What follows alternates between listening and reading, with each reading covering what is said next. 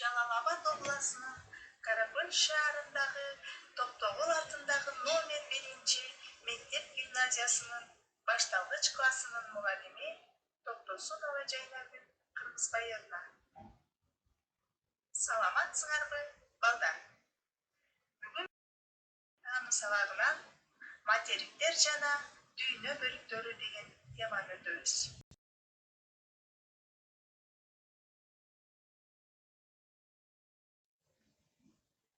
Андан эсе балдар, сабактын максаты менен тааныштыра кетейин.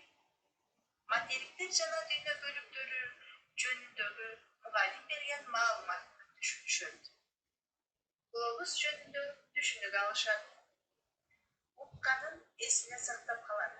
Сөз байлыгы, кабыл алуусу, сүйлөө кеби калыптанат. Окуучулар дүйнөнү таанып, билимин өнүктүрүп, мекенин сүйүүгө, акылдуулукка, айланага туура маңгелде болууга, ынтымактуулукка жана бириктикке тарбияланат. Балдар, бүгүнкү сабак силерге өзгөчө.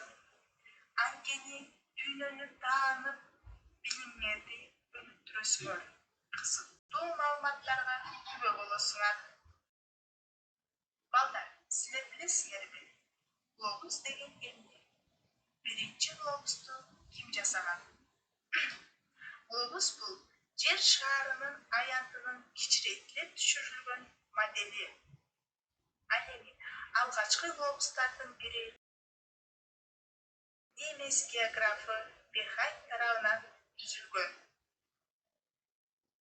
Глобуста эмне тартылган?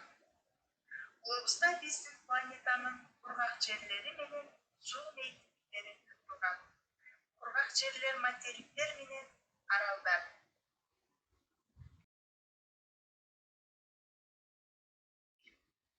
Материк бул бардык тарабынан деңиздер, мухиттер, суулар менен курчалган чоң кургак жер.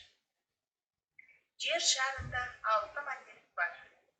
Евразия, Африка, Түндүк Америка, Түштүк Америка, Антарктида жана Австралия. Дүйнө бөлүктөрү материктер сыяктуу эле 6. Алар Европа, Азия, Америка, Африка, Австралия жана Антарктида.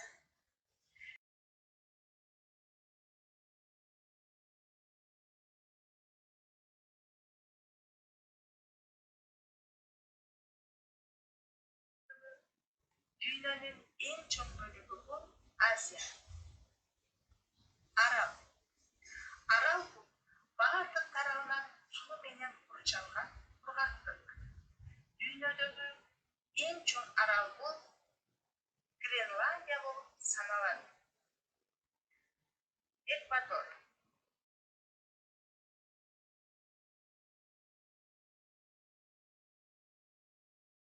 Глобуста экватор даана сызык менен белгиленген. Ал сызык глобусту түндүк жана түштүк 2 бирдей жарым шаарга бөлүп турат. Глобустун огунун алдыңкы жана үстүнкү чекиттери полюс деп аталат. Ал чекиттер түндүк жана түштүк полюстары. Түндүк полюстун тегерегиндеги суу мейкиндиктери жана аралдар Арктика деп аталат. Ал эми түштүк полюстун тегерегиндегилер Антарктида деп аталат. Эгерде түндүк полюстун түштүк полюска түз сызык жүргүзсөк, жер шаары 2 бирдей бөлүккө батыш жана чыгышка бөлүнөт. Жердин жарым шаарларга бөлүнүшү глобус жана карта боюнча багыт алууга көмөкчү болот. Кыргызстан түндүк жана чыгыш жарым шаарларында жайгашкан.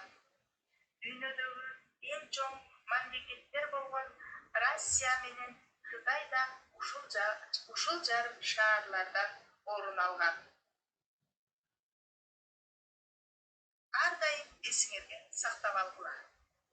Жарым шаар бул жер шаарынын же асман сфермасынын жарымы. Жарым шарлары төртөө: түндүк, түштүк, батыш жана чыгыш. Экватор. Экватор жер шарын түндүк менен түштүк жарым шарларга бөлгөн шарттуу сызык. Bir полюстан экинчи полюска тартылган шарттуу сызык жер шарынын батыш жана чыгыш жарым шарларга бөлүп турат. Кыргызстан түндүк жана чыгыш жарым шарларында жайгашкан. Бул тема өтө керектүү жана кызыктуу материалдар менен камтылган экен балдары. Андан мен силерге үйгө тапшырма материктер жана дүйнө бөлүктөрү деген теманы үйрөнүп, өз алдыңанча дагы бир сыйра окуп, түшүнүүңөрдү айтып бересиңер. Жана глобустун сүрөтүн беттериңерге тартасыңар. Ушуну мен